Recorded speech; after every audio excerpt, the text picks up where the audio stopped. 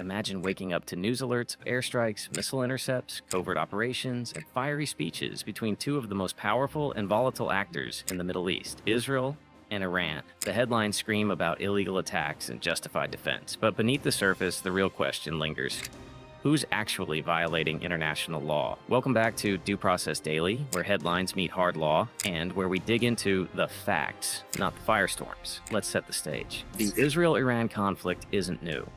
It's a decades-long Cold War, defined by proxy battles, cyber warfare, assassinations, and escalating direct confrontations. But in recent years, it's taken on a new urgency. Open airstrikes, retaliatory rocket fire, and even threats of nuclear escalation. And as both sides point fingers, the world is left wondering, under international law, who's in the right? International law, especially as codified in the United Nations Charter, starts from a simple rule. The use of force is prohibited. Article 2.4 of the UN Charter states that no country shall use force against the territorial integrity or political independence of another. It's the cornerstone of modern global order. But like most legal rules, there are exceptions, and that's where the legal gray zones begin.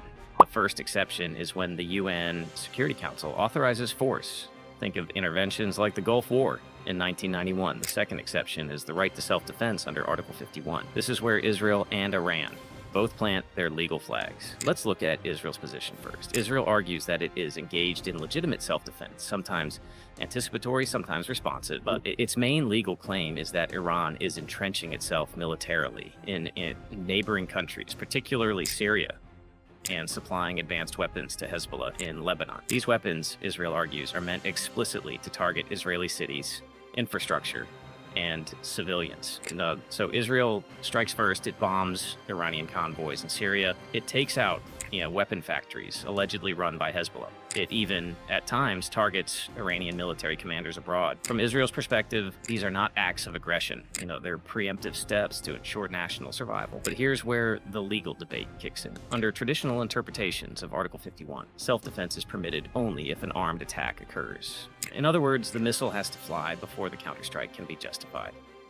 Israel disagrees. It invokes the idea of anticipatory self-defense, the right to strike before being struck if an attack is imminent and unavoidable. This doctrine dates back to the Caroline Affair in 1837, a historical dispute between Britain and the U.S., which laid out that self-defense could be lawful if the threat is instant, overwhelming, and leaves no choice of means. It's a powerful precedent, but one not explicitly codified in modern international law. So the question becomes, are Iran's actions imminent enough to justify Israel's preemptive strikes? That depends on what you consider an imminent threat. Is moving missiles into Syria a threat? Is funding and arming Hezbollah a declaration of war? Legal scholars are divided. Some say yes, given the volume of attacks Israel has faced from Iran-backed groups. Others argue that anticipatory self-defense is too vague and easily abused. Now, flip the lens. Iran views itself as the target of an aggressive Israeli-American alliance. It says Israel repeatedly violates the sovereignty of its allies in the region, Syria, Lebanon, and Iraq, by launching airstrikes without consequence. Iran's counterargument is framed in collective self-defense. It supports its allies who are under constant threat. But here's where Iran's argument faces trouble. Under Article 51, collective self-defense requires that the party being defended has been the victim of an armed attack and has explicitly requested help. And that's not always clear in Iran's relationships. Hezbollah, Hamas, and various militias supported by Iran are often considered non-state actors. While Iran sees them as legitimate resistance forces, much of the international community sees them as proxies used to extend Tehran's influence. This brings up another critical legal point: the use of force through non-state actors. Under international law, a state that arms, trains, and funds non-state actors who commit acts of aggression can be held responsible.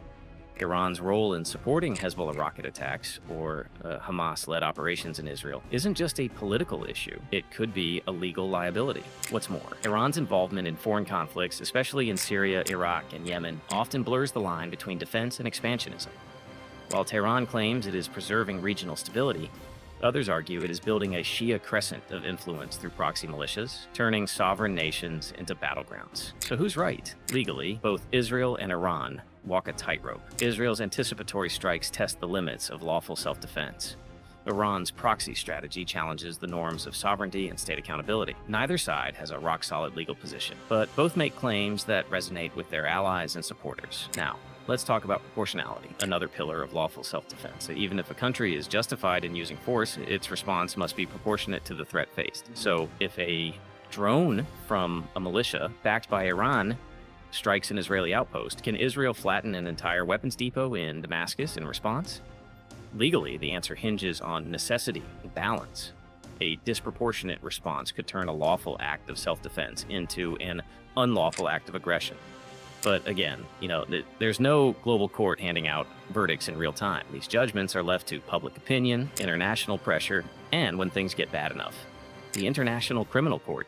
Let's not forget about sovereignty. International law is clear. No country may violate the territorial integrity of another without consent or UN authorization. So when Israel launches missiles into Syria or Lebanon, or when Iran smuggles weapons through Iraq, both sides are arguably violating sovereignty.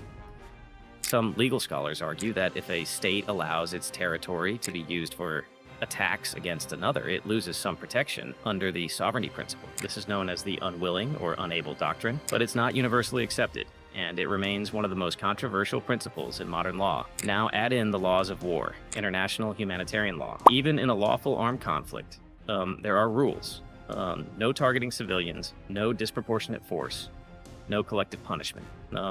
Both sides have been accused of violating these rules, especially in operations involving dense civilian populations, infrastructure like hospitals and airports, or dual-use facilities. And while self-defense may be a valid justification under the UN Charter, it does not excuse violations of humanitarian law. These rules apply to everyone, no matter who fires first. Let's also consider enforcement.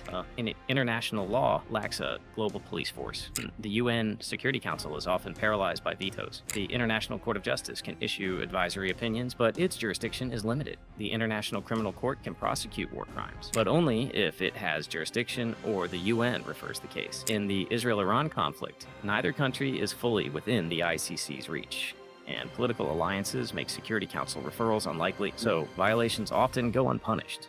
Instead of legal verdicts, we get press conferences, condemnations, and geopolitical theater. But make no mistake, just because the law isn't enforced doesn't mean it's irrelevant. The record matters, evidence matters. One day, that paper trail could lead to indictments, sanctions, or international isolation. And for the victims, for civilians killed in their homes, for children growing up under missile fire, the law still offers hope that one day accountability will come. So where does all of this leave us? The Israel-Iran conflict is not just a geopolitical rivalry, it's a test of the international legal order, a stress test on rules that were written in a post-World War world but are now stretched by cyber warfare, drone strikes, and non-state militias.